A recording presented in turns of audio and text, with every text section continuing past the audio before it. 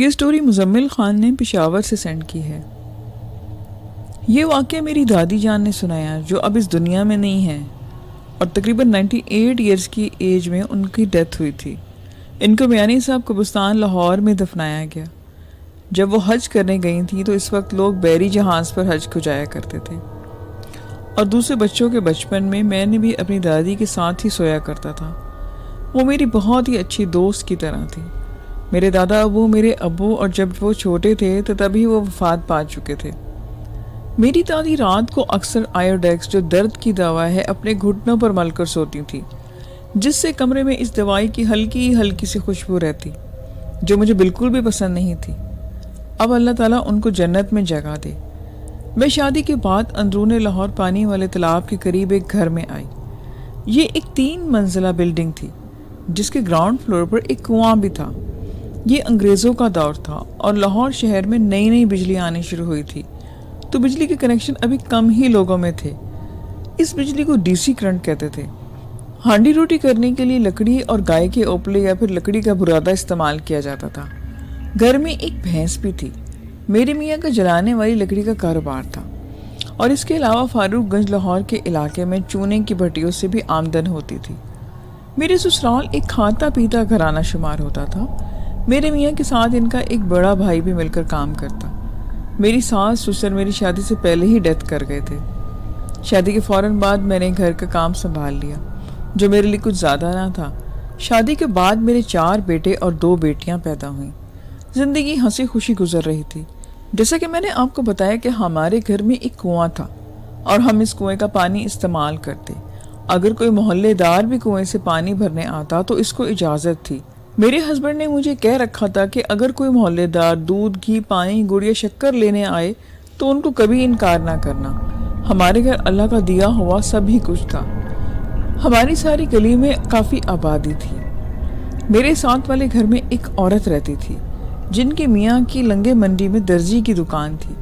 وہ اکثر سبزی بنانے میرے پاس آ جاتی اور ایک دن مجھے کہنے لگی کہ اس گلی میں کچھ نقاب پوش عورتوں کا پھیرا رہتا ہے، مطلب کہ آنا جانا، لیکن وہ کسی کو کچھ نہیں کہتی، نہ ہی بات کرتی ہیں، پتہ نہیں کدھر سے آتی ہیں اور کدھر غائب ہو جاتی۔ مجھے تو بڑا تجسس ہوا۔ میں نے شام کو اپنے میاں سے کہا کہ ان کے متعلق پوچھوں گی، تو انہوں نے کہا کہ سنا ہے کہ میں نے کبھی لیکن دیکھا نہیں۔ ان دنوں عشاء کی نماز کے ساتھ ہی لوگ سونے کی تیاری کرتے اور فجر سے پہلے اٹھ کو جایا کرتے۔ مسجد میں ان دنوں سپیکرز نہیں ہوتے تھے، پھر بھی ہر نمازی وقت سے پہلے ہی مسجد پہنچ جاتا۔ جمعرات کی رات تھی اور شدید بارش ہو رہی تھی۔ تقریباً رات کے 2 یا 3 بجے کا وقت تھا۔ میرا کمرہ گراؤنڈ فلور پر تھا جس کی ایک سائڈ پر 2 کھڑکیاں بھی تھیں۔ ان کھڑکیوں پر پردہ ہوتا تھا تاکہ پردہ رہے۔ مجھے پیاس محسوس ہوئی۔ میں نے اٹھ کر مٹی کے گھڑے کے پاس گئی تاکہ میں پانی پی سکوں۔ مٹی کے پیالے میں پانی لے کر گلی والی کھڑکی کے پاس آ گئی اور میں پانی پینے لگی۔ اچانک فضا میں ایک عجیب سی خوشبو کا احساس ہوا، جیسے کہ تازہ گلاب اور موتیا کی مکس ہو۔ پھر میری نظر کانوں سے بنے چک کے دریچوں پر پڑی جو گلی کی طرف تھی۔ کچھ سیاہ پوش خواتین وہاں پہ کھڑی تھی اور ایک ہی لائن میں بازار کی طرف جا رہی تھی۔ ان کے چہرے پر سیاہ کپڑا آئے ہوئے تھے اور کسی کو ان کی شکل نظر نہیں آ رہی تھی، لیکن جسمانی اعتبار سے وہ عورتیں لگتی تھیں۔ میں ان کو دیکھ کر وہیں ساکت بیٹھ گئی۔ پانی تو ایک طرف، میں تو اپنی پلکیں ہی جھپکنا بھول گئی۔ وہ نیچے سر کیے قدموں سے گزرتی گئیں اور میری طبیعت خراب ہونے لگی۔ میں نے ان کو بڑے قریب سے دیکھا۔ ان کے کندھ عام عورتوں سے لمبے اور کمر تھوڑی سی جھکی ہوئی تھی، اور جب مجھے ہوش آیا تو میں بھاگ کر اپنے بستر پر جا کر لیٹ گئی۔ اگلی صبح مجھے بخار نے آ لیا۔ میں نے اپنے شوہر کو سب کچھ بتایا تو انہوں نے کہا کہ تم کو انہیں دیکھنے کی کیا ضرورت تھی۔ میں مزید بیمار ہوئی تو ہمارے خاندان میں ایک بزرگ نے قرآن پاک کی چند آیات پڑھ کر مجھ پر پھونکے ماری اور پانی بھی دم کر کے دیا۔ اس پانی کے گھر کے چاروں کونوں میں چھڑکاؤ کر دیں، لیکن میری طبیعت دن بدن مزید خراب ہوتی گئی۔ اس کے علاوہ اب بڑا بیٹا بھی بیمار رہنے لگا۔ ہمارا ایک گھر گاؤں میں بھی تھا، تو میرے شوہر کہنے لگے کہ تم بچوں کو لے کر کچھ دن وہاں چلی جاؤ، تمہاری طبیعت ٹھیک ہو جائے گی اور بچے بھی گاؤں کا چکر لگا کر آئیں گے۔ ان دنوں شہر سے دوسرے فاصلے پر بس اڈا تھا۔ میں بچوں کو لے کر سیال کوٹ سے ہوتے ہوئے اپنے گاؤں کی طرف چل دی۔ وہاں 3 ماہ کے دوران میرا بڑا بیٹا بیمار ہو کر اللہ کو پیارا ہو گیا، جس کے بعد میں واپس لاہور آ گئی۔ کافی دیر بیمار رہی تو شوہر کا بھی انتقال ہو گیا۔ گھر میں تنگدستی نے ڈیرا ڈال لیا۔ ان دنوں پاکستان بننے کی تحریک آ گئی۔ ہمارے ایک بزرگ پاک پتن سے کسی کام کے سلسلے میں لاہور آئے ہوئے تھے کہ اچانک ایک دن ان کا ہمارے گھر آنا ہوا۔ گھر کے اندر داخل ہوتے ہوئے بولے کہ گھر میں جو پانی کا کنواں ہے اس کو فوراً بند کروا دیں۔ میں نے کہا کہ حضرت اس کنویں کا پانی تو ہم پیتے ہیں اور استعمال کرتے ہیں۔ تو انہوں نے کہا کہ آپ ماشکی سے کہہ کر پانی منگوا لیا کریں، لیکن کنواں لازمی بند کروا دیں۔ میں حیران تھی کہ حضرت تو کنویں والے حصے میں گئے ہی نہیں، پھر ان کو کیسے پتا چلا کہ ادھر کنواں بھی ہے؟ خیر ہم نے کنواں اوپر سے بند کروا دیا۔ حیران کن طور پر اس کے بعد میں تندرست ہونا شروع ہو گئی اور بچے بھی اب بیمار نہ ہوتے۔ گھر میں رزق بھی قدرے بہتر ہو گیا۔ اس کے بعد میری طبیعت ٹھیک رہنا شروع ہو گئی، اور لیکن مجھے اپنے بیٹے اور اپنے شوہر کا بہت زیادہ دکھ تھا۔ یہ ایک بہت عجیب و غریب کہانی ہے جس میں ایک لڑکی کی وجہ سے سارا خاندان تباہ و برباد ہو گیا۔ ڈیرہ اسماعیل خان میں نول باغ ٹرمینل کے پیچھے کھجوروں والے باغ کے ساتھ عیسائیوں کا قبرستان ہے، جس کو کورا قبرستان کے نام سے یاد کیا جاتا ہے۔ اس قبرستان کے ساتھ ایک گھر ہے جو اب 10 سالوں سے بند پڑا ہے۔ یہ گھر اصغر نامی ایک بندے کا تھا، جس کی فیملی میں اس کی بیوی، ماں اور 2 بیٹے اور 1 بیٹی تھی۔ اس کی بیٹی کو بچپن سے خوفناک ناول پڑھنے کا بہت شوق تھا، لیکن اس کو جنات پر یقین بھی نہیں تھا۔ وہ ہر رات جنات کا اپنی فرینڈز کے سامنے مذاق اڑاتی اور بولتی کہ یہ سب من گھڑت اور کہانیاں ہی ہیں۔ فرینڈز کے لاکھ منع کرنے کے باوجود وہ نہیں مانتی۔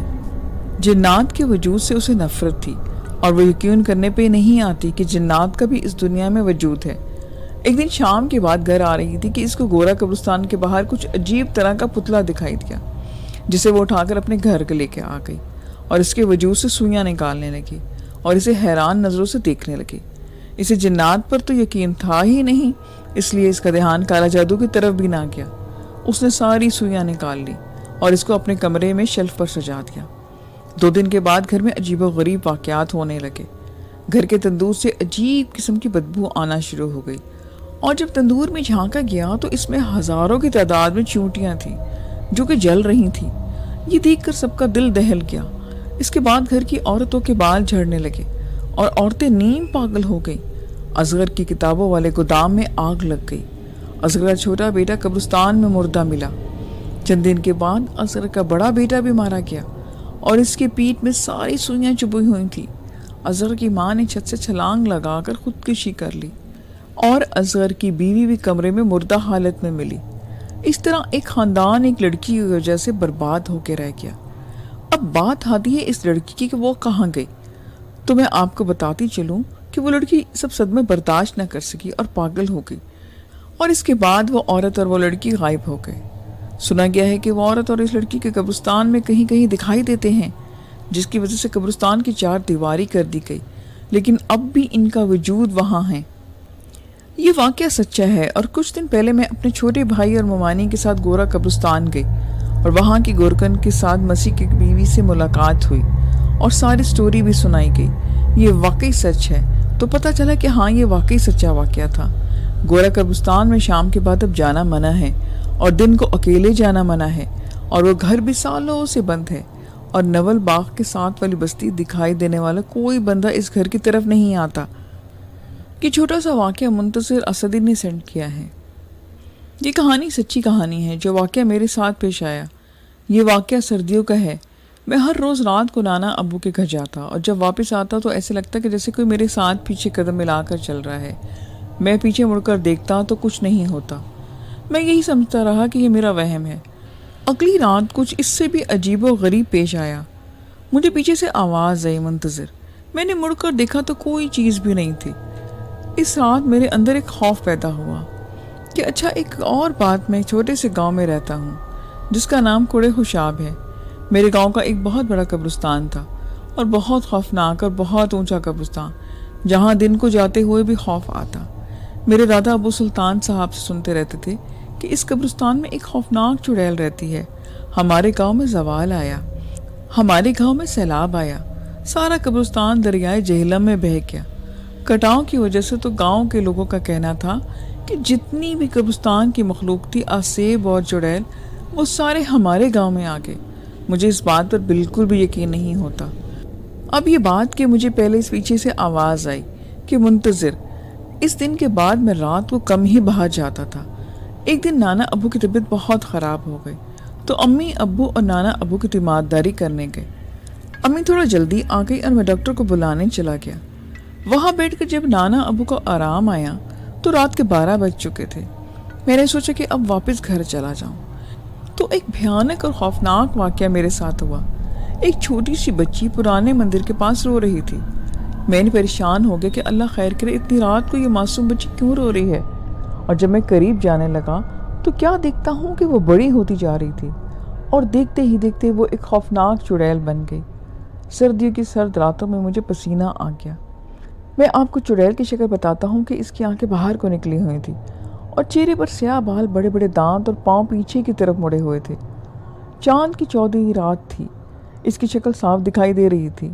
میں بے بس جیسے جم سا گیا تھا اور دل ہی دل میں اللہ کا نام لے رہا تھا۔ وہ میری طرف دیکھے جا رہی تھی۔ اتنے میں ایک سفید لباس میں ایک فقیر آیا۔ اس نے کچھ پڑھا اور وہ عورت غائب ہو گئی۔ اس سفید بزرگ نے کہا کہ جو تم پڑھ رہے تھے، آج تجھے اس نے ہی بچایا، ورنہ یہ تجھے مار دیتی۔ مرتضیٰ نے یہ آج کا آخری واقعہ مجھے سینڈ کیا ہے۔ یہ بالکل سچا واقعہ ہے جو میرے ساتھ آج سے لگ بھگ 8 سال پہلے بقرہ عید کے تیسرے روز ہوا۔ رات 3 بجے کے قریب ایک گاؤں تھا، اس کے راستے میں میرے ساتھ یہ پیش آیا، اور جب ہم 3 دوست گاؤں سے واپس اپنے گھر کو آ رہے تھے، اس وقت میں پنجاب میں اپنے ماموں کے گھر رہتا تھا۔ وہ گاؤں شہر کے بالکل قریب ہے جہاں میرے کچھ دوست رہتے تھے۔ ان کا وہاں پولٹری فارم بھی تھا۔ خیر شارٹ کی کہ عید کے تیسرے روز اسی پولٹری فارم پر ہم سب دوستوں نے مل کر ایک پروگرام بنایا تھا کہ سبھی دوست رات کو فارم میں اکٹھے ہوں گے اور باربیکیو کریں گے۔ جب رات ہوئی تو میں نے بھی سبھی دوستوں کو اپنے ٹھکانے میں بلا کر اکٹھا کیا اور ہم مغرب کے قریب گاؤں روانہ ہو گئے۔ کچھ ہی دیر میں ہم گاؤں پہنچ گئے۔ گاؤں کا راستہ شہر سے تقریباً 40 منٹ کا تھا۔ خیر گاؤں میں جب ہم فارم ہاؤس میں پہنچے تو وہ گاؤں والے دوست پہلے سے ہی میرا انتظار کر رہے تھے۔ انہوں نے گاؤں سے سارا انتظام کر رکھا تھا، لائٹس وغیرہ لگوا کر رکھی تھی اور باربیکیو کا سارا سامان ریڈی کیا ہوا تھا۔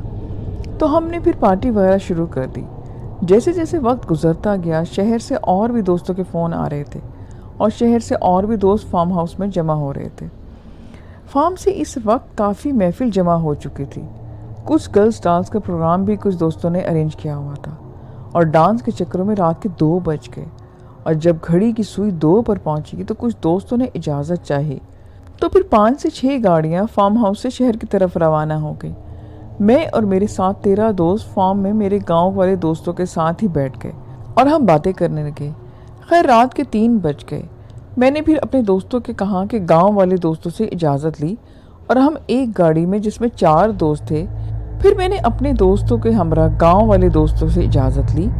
ہم ایک گاڑی جس میں 4 دوست جو وہی گاؤں کے ایک گاؤں سے تھے، ان چاروں کو گاڑی میں سوار ہو کر دوسرے راستے سے اگلے گاؤں جانے کے لیے نکل گئے۔ میں کیونکہ تب اسٹوڈنٹ تھا اور ماموں کے گھر پڑھنے کے لیے گیا ہوا تھا، میرے پاس تب گاڑی تو تھی نہیں، تو میں اور میرے باقی دوست 4 بائکس پر سوار ہو کر شہر کی طرف چل دیے۔ گاؤں کے درمیانی راستہ کافی ویران سا تھا اور درمیانی راستے میں ایک گندے پانی کی سیم تھی۔ سیم کے قریب ہی ایک سرکاری اسکول آتا تھا جو کہ ویران سی جگہ پہ تھا۔ اس اسکول کے بالکل بیک سائڈ پر ایک پرانا کھنڈر نما قبرستان بھی تھا۔ کہہ لیں کہ گاؤں سے تھوڑا باہر کی طرف وہ اسکول اور کالے پانی کی ڈراؤنی سے سیم کے بالکل پاس تھا۔ اور دلچسپ بات یہ تھی کہ یہ سیم اس گاؤں کے تقریباً 10 منٹ کی دوری پر ایک ایسی جگہ میں جا کر گرتی تھی جہاں انگریز دور کے بہت بڑے بڑے سے سارے کالے پانی کے تالاب ہیں، اور وہ تالاب چاروں طرف سے میلوں دور پھیلے ہوئے ہیں۔ ان تالابوں کو اگر آپ آج بھی بے شک دن کے ٹائم دیکھ لیں تو میں دعوے سے کہتا ہوں کہ آپ نہ چاہتے ہوئے بھی ایک بار ضرور خوف میں مبتلا ہو جائیں گے۔ ایک بہت ہی عجیب سی وحشت ہے اس جگہ میں، یقین کریں کہ میں بیان نہیں کر سکتا۔ خیر کیونکہ اس رات بہت سردی تھی اور کافی حد دھند بھی پڑ چکی تھی، تو میں بائک کے پیچھے بیٹھا ہوا تھا اور منہ میں چادر اوڑھے اپنے دوست کے ساتھ ٹیک لگا کر جیسے سو گیا تھا۔ جب ہماری بائک اس اسکول کے پاس پہنچی تو وہ کچا روڈ تھا اور کافی اوپر نیچے کا راستہ تھا، اس لیے چاروں بائک سلو جا رہی تھیں۔ स्कूल के करीब आकर मेरे दोस्त जो बाइक चला रहा था, उसके मुंह से बेइख्तियार ये अल्फाज निकले कि ये क्या है, और मुझे बस किसी औरत के हंसने की आवाज़ आई, और वो आवाज़ ऐसी थी कि जैसे कोई बहुत बड़े से किसी हॉल में हंस रहा हो, यानी कि इसकी हंसी की आवाज़ बहुत अजीब सी गूंज रही थी। इतने में मेरे दोस्त ने एकदम से बाइक की स्पीड इतनी तेज़ कर दी कि कह लें कि हम जैसे गिरने से बचे। और जब मैंने अपने चेहरे से चादर हटाई तो बाकी दोस्त भी ऐसे ही बाइक उड़ाते हुए जा रहे थे। मैंने चीख कर कहा कि क्या हुआ है, तो मेरा दोस्त जैसे कांपे जा रहा था और सभी दूसरे आगे बाइक्स निकालने की कोशिश कर रहे थे और स्पीड से बढ़ती जा रही थी। खैर सेम क्रॉस करके एक रोड आता था जहाँ एक फैक्ट्री थी और वहाँ दूर एक लाइट जल रही थी। हम वहाँ रुके तो सब खौफज़दा थे और जैसे पता नहीं क्या हुआ वो सभी एक दूसरे से सवाल कर रहे थे, तुमने देखा था उसको, तुमने देखा उसे? मैं पूछा क्या हुआ था, किसकी बात कर रहे हो? तो वो कहते हैं कि एक लड़की थी वहाँ जिसकी आंखें बहुत बड़ी बड़ी थीं, इतनी बड़ी कि जैसे कोई खेलने वाली बॉल हो, और इसका आधा चेहरा बिल्कुल ठीक जबकि आधा मुकम्मल तौर पर जला हुआ था, ऐसे जैसे ताज़ा ताज़ा जला हुआ हो। और वो बता रहे थे कि वो एक हाथ में दरख्त को पकड़ कर जैसे दरख्त के सहारे से खड़ी थी और इनकी तरफ देख रही थी। वो गर्दन पीछे की तरफ करके मुसलसल मुस्कुरा रही थी, हत्ता कि वहाँ दूर दूर तक एक इंसानी आबादी या घर भी नहीं था। ये सारा किस्सा उसी स्कूल और कब्रिस्तान से जुड़ा हुआ था। खैर अल्लाह अल्लाह करके हम वहाँ घर पहुँचे तो एक दोस्त को तेज़ बुखार हो गया। सभी दोस्त फजर की अजान होने तक डर के मारे मेरी तरफ ही रुक गए। तो फिर मैंने जब बैठक खोली और अपने गांव वाले दोस्त को फ़ोन किया तो इसको ये मैंने पूछा कि यार ये सेम के पास जो स्कूल आता है, तो इसने फ़ौरन मेरी बात काट दी और इसके पास मेरा दोस्त आबिद बैठा था जो इससे पूछ रहा था कि खैर है। इनका इस टाइम फ़ोन आया तो वो आबिद को बुलाकर कहने लगा कि हाँ हाँ खैर है, लगता है कि आतिफ लोग भी स्कूल वाले एरिया से डर गए हैं। फिर इसने मुझसे पूछा कि क्या हुआ, तो वो कहने लगा कि तुम लोगों को किसी चीज़ ने डराया तो नहीं। मैंने पूछा कि तुम्हें कैसे पता, तो उसने बताया कि जब बहुत से लोगों के साथ ऐसा हो चुका है। कहता है कि वो स्कूल वाले एरिया से बहुत से लोग कई बार डरे हैं लेकिन वो चीज़ किसी को कोई नुकसान नहीं पहुंचाती। तो आज इस बात को 8 साल गुजर गए हैं।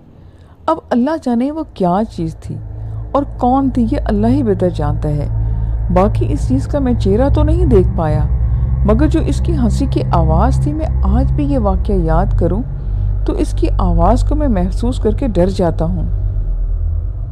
लिसा जी, आज की स्टोरीज़ थी। आई होप कि आपको अच्छी लगी होंगी। मुझे अपना फीडबैक कमेंट्स में आके ज़रूर दें। फिर नेक्स्ट वीडियो में मिलेंगे न्यू स्टोरीज़ के साथ। खुदा हाफिज़।